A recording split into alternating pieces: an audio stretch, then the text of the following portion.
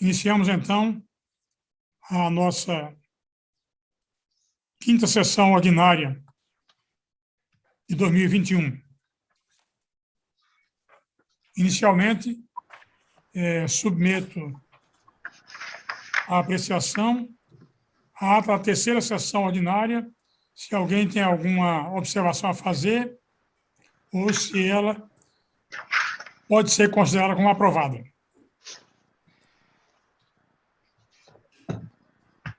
Como ninguém tem nenhuma objeção, aprovada a ata da terceira sessão ordinária do Conselho Institucional do Ministério Público Federal. Vamos, então, iniciar a nossa pauta de hoje.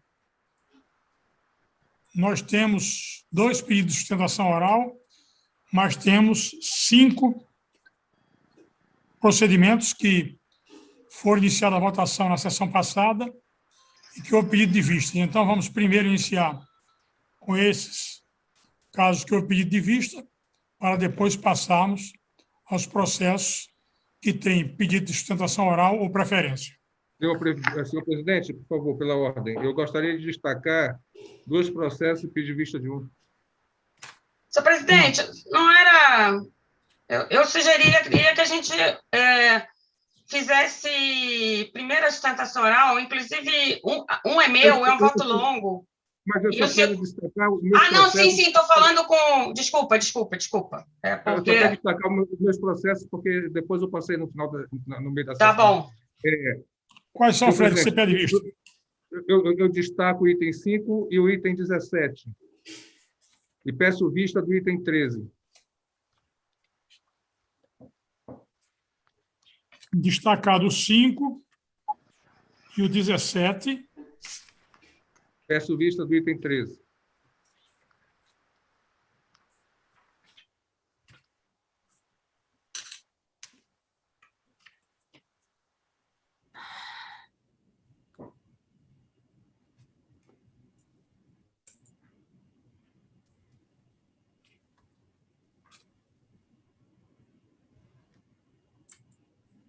A vista antecipada, sem início de votação, como seria isso?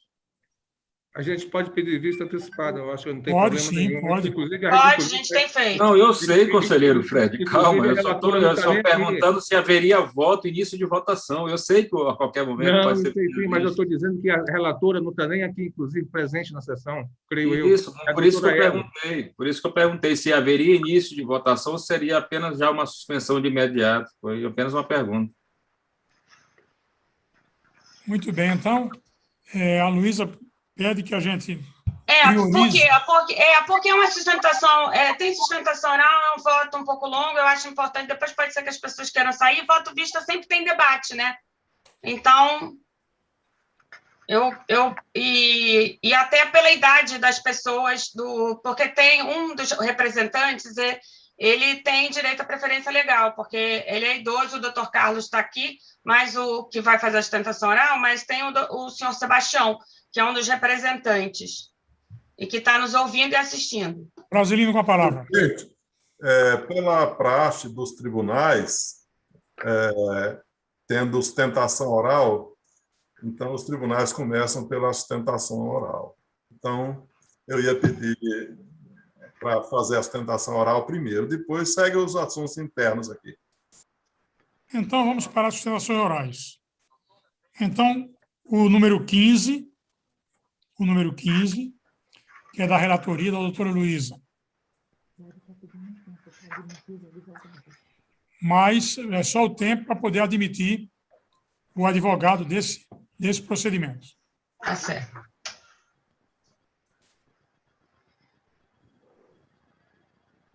Presidente? Sim. Senhor presidente? Diga, Denise, estou ouvindo. Eu só queria registrar minha presença, que eu cheguei, demorei um pouquinho, mas consegui chegar e queria cumprimentar Vossa Excelência e todos os demais conselheiros presentes. Muito obrigado, é um prazer tê-la presente, também eu a cumprimento. Tá, obrigada. Muito prazer em rever você, Denise. Tudo bem? Seja bem-vinda, Denise. Obrigada.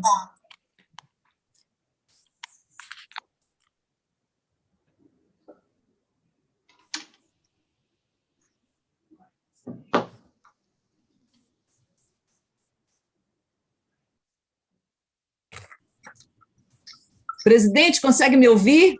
Estou ouvindo, sim. Sim. Eu tive algum problema aqui para entrar e estava com problema no som. Os destaques já foram feitos, presidente? Não, vamos começar o primeiro feito, que é um pedido de sustentação oral, que é o número 15 da pauta. Isso eu ouvi. Ótimo, então, presidente. Obrigado. Anteriormente, nós só tínhamos aprovado a ata da sessão anterior. Da sessão, aliás, não anterior, da terceira sessão. Ótimo, obrigado.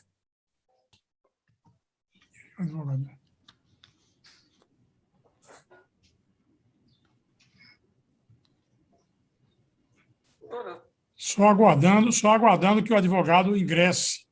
Sim, um dos representantes já está, é o senhor Sebastião Neto, falta o doutor Carlos. Senhor presidente, estou aqui, doutora Luísa, também já estou aqui. Boa tarde a todos, boa tarde a todas. Estou só aguardando a doutora Rosa, que vai ladear comigo a sustentação oral. Que está entrando. Acabou de entrar, sim.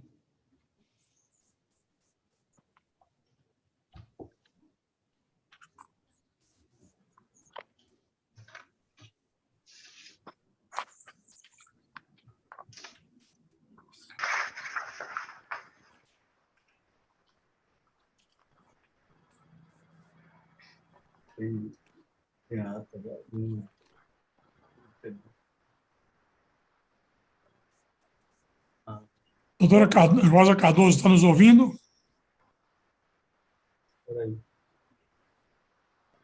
Ela está entrando, mas não está sintonizando aí a câmera direito.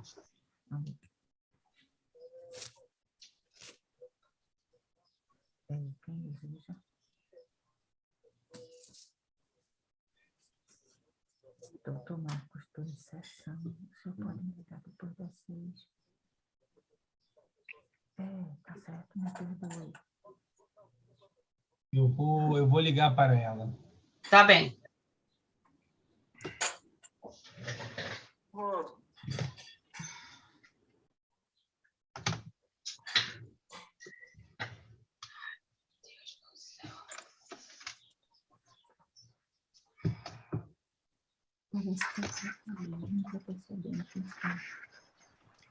Já saiu.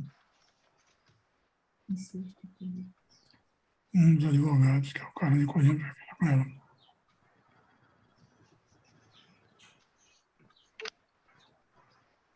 Senhor presidente, eu peço só um pouco de paciência, que a minha colega, né, feita a tecnologia, então ela está se organizando ali na CAM. Eu estou conseguindo observar aqui que a câmera já entrou 2 vezes, 3 vezes, aliás. O senhor não quer iniciar? Mas o som é que não. Eu posso iniciar. Vamos ver se ela agora consegue. Até porque eu vou ler o relatório primeiro, né? Sim. Bom, acho que agora vai. Está com um assistente ali, providenciando. Agora vai. Obrigado pela paciência, doutora Luísa, doutor Francisco. Muito obrigado pela paciência. Só para registrar, qual é o item da pauta que está sendo chamado? É o 15, Luciano, 15. Obrigado, conselheira. Muito bem. Então, foi distribuído. Então, com a palavra, a doutora Luísa, para fazer o relatório. Obrigada, senhor presidente. Então, cumprimentando a todos os conselheiros, senhor presidente, doutor Carlos, doutora Rosa, senhor Sebastião, que aqui nos ouve. Trata-se de procedimento administrativo instaurado a partir de memorando da PRDC São Paulo, que encaminhou cópias de documentos relativos a pedido de reconsideração de decisão de homologação de arquivamento exarada no inquérito civil número 706/2015, pela Procuradoria Federal dos Direitos do Cidadão. O citado inquérito civil envolveu a atuação coordenada entre o MPF, o MPT e o MP São Paulo, objetivando apurar a ocorrência de colaboração da empresa Volkswagen do Brasil com a Polícia Política do Brasil durante a ditadura militar, conforme será de 1964 a 1984, conforme será detalhado nos tópicos seguintes. Após serem realizadas diversas diligências entre os anos de 2015 e 2020, encerrou-se a instrução de CP com a conclusão de responsabilização da empresa. Assim foram empreendidos esforços na construção de uma solução extrajudicial, tendo as tratativas para a celebração do termo de ajustamento de conduta, TAC, se encerrado em agosto de 2020. E é importante dizer que quem fez a representação foram várias centrais sindicais que atuavam na região do ABC Paulista, lugar da fábrica da Volkswagen do Brasil, e também instituto, aqui representado pelo senhor Sebastião Neto, que envolve trabalhadores que sofreram a repressão do aparelho policial estatal durante o período da ditadura militar. Em 2 de 10 de 2020, entidades, essas que eu mencionei, apresentaram um pedido de reconsideração de celebração do TAC, especialmente o Instituto de Intercâmbio de Informações, Estudos e Pesquisas. Requerendo o retorno dos autos aos responsáveis pela celebração do compromisso, a continuidade das investigações e a realização de discussões mais aprofundadas a respeito da destinação das verbas a serem pagas. Em 26 de 10 de 2020, rejeitando o pedido de reconsideração apresentado, a PRDC de São Paulo promoveu o arquivamento do inquérito. Em 15 de 1 de 2021, a PFDC, como órgão de revisão do referido inquérito, homologou a promoção do arquivamento e devolveu os autos à origem para cumprimento das obrigações assumidas no TAC. Em 11 de 2 de 2021, o IEP, Intercâmbio de Informações, Estudos e Pesquisas, apresentou o requerimento para que o pedido de reconsideração, pleiteando que a homologação do arquivamento fosse encaminhados para apreciação ao Conselho Superior do MPF. Em 13 de 2, o PRDC fez o endereçamento ao Conselho Institucional, uma vez que não cabe ao Conselho Superior rever decisões de colegas ou de órgãos colegiados ou de órgãos de revisão. Em 22 de 2 de 2021, o Instituto reiterou o pleito de encaminhamento ao Conselho Superior. O PRDC, então, mandou ao Conselho Institucional. Recebido o referendo memorando, por isso que esse procedimento ele se dá início com um memorando e não com o inquérito civil público propriamente dito, que é um procedimento específico, e o termo de ajustamento de conduta tem um procedimento de acompanhamento. Recebido o referendo memorando no Conselho Institucional, foi instaurado o presente procedimento, a mim distribuído. Em 5 de 5 de 2021, realizamos reunião virtual com integrantes do Instituto Astrogildo Pereira e da Comissão Estadual da Verdade de São Paulo. Representantes do Instituto de Estudos e Pesquisa requereram informações sobre o estado da liquidação do citado TAC, o que foi respondido nos termos do meu despacho de folhas. Se verifica que, entre esse pedido de reconsideração e o TAC, foram já realizados parte dos acordos daquele termo de ajustamento de conduta, como falarei mais adiante, especialmente a publicação de assunção dos acontecimentos pela Volkswagen em jornais de grande circulação de São Paulo, saber a Folha de São Paulo, Estado de São Paulo, 2 depósitos que foram feitos nos fundos de direitos difusos federal e o Fundo de Direitos Difusos estadual de São Paulo. Também tem um termo de ajustamento de pesquisa com a Unifesp, que eu detalharei mais à frente, e há um termo também, valores para a construção de um memorial em relação à Justiça, Transição, Memória e Verdade, porque é de responsabilidade do OAB e cujo acompanhamento será feito pelo MP estadual. Por seu turno, existe uma parte indenizatória assumida pela empresa aos trabalhadores e trabalhadoras e que está sob acompanhamento do Ministério Público do Trabalho, Unidade São Bernardo do Campo. É esse o relatório.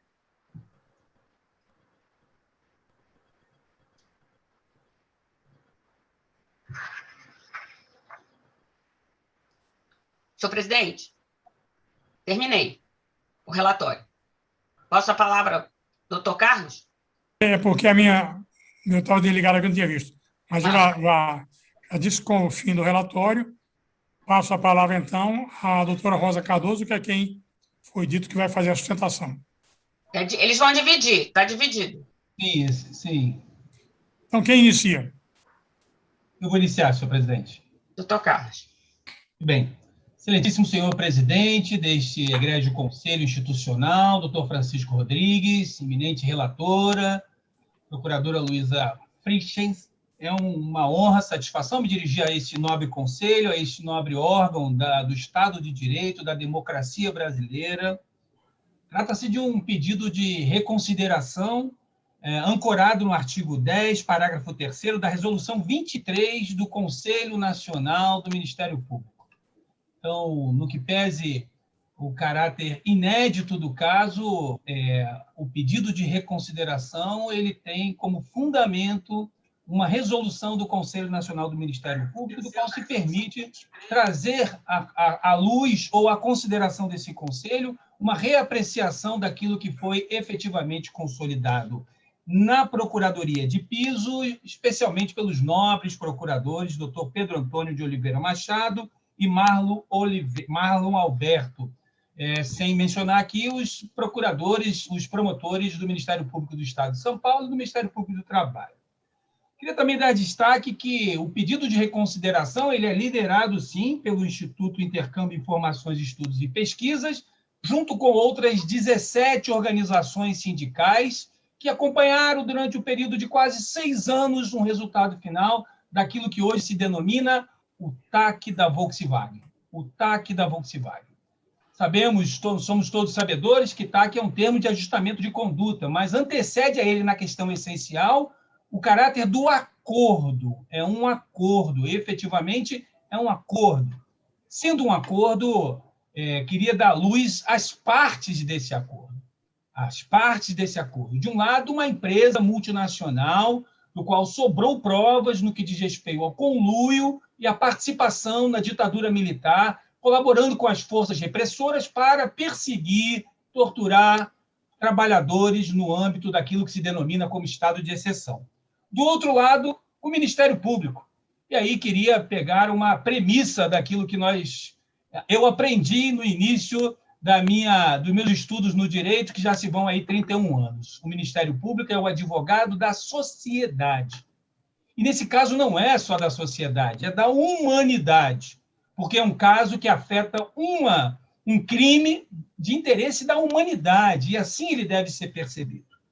Dito isso, queria trazer a consideração daquilo que se tem de mais moderno hoje no campo dos direitos humanos e empresas, especialmente a partir de 2003, quando a ONU proclamou as normas sobre a responsabilidade das empresas transnacionais e as outras empresas em relação aos direitos humanos.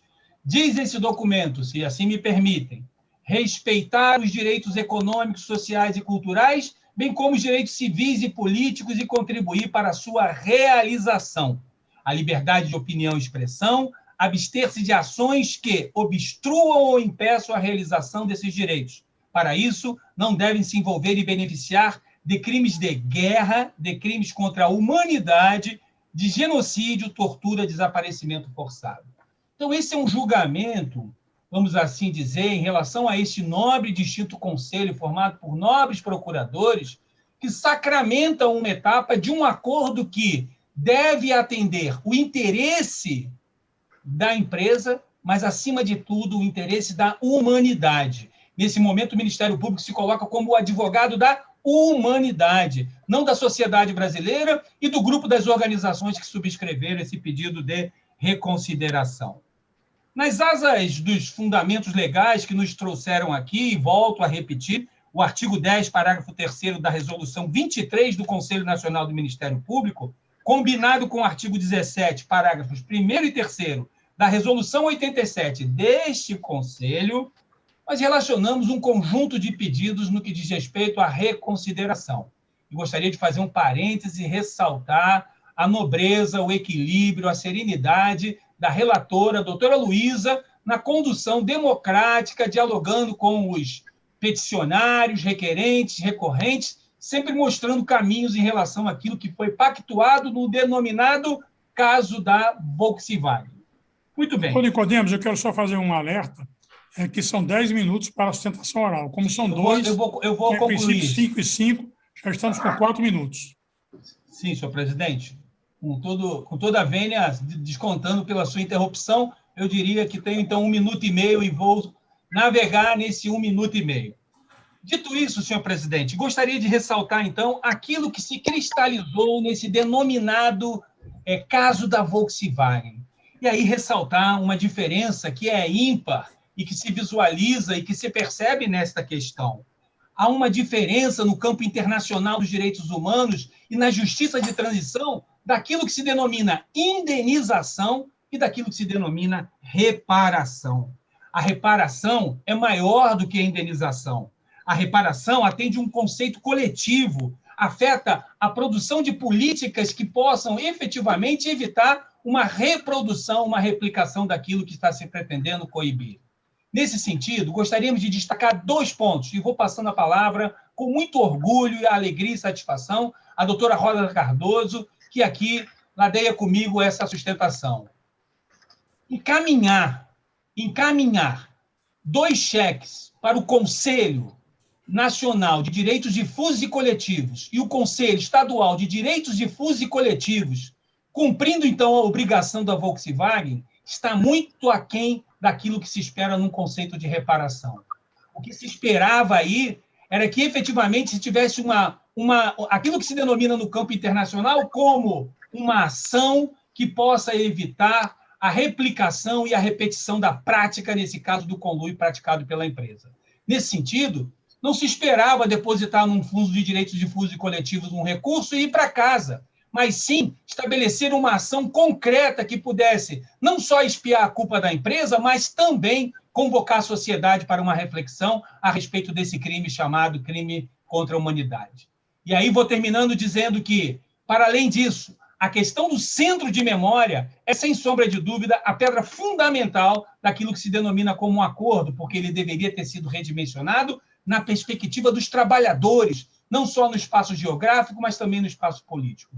É nesse sentido que eu trago essas considerações, me reportando ao recurso que foi apresentado e esperando que, na fase de monitoramento daquilo que se denominou como acordo, nós possamos redimensionar e alcançar efetivamente um conceito de reparação. Muito obrigado, senhor presidente, pela sua paciência, e passo a palavra com muito orgulho à doutora Rosa Cardoso, que terá muito mais do que eu para falar e contribuir.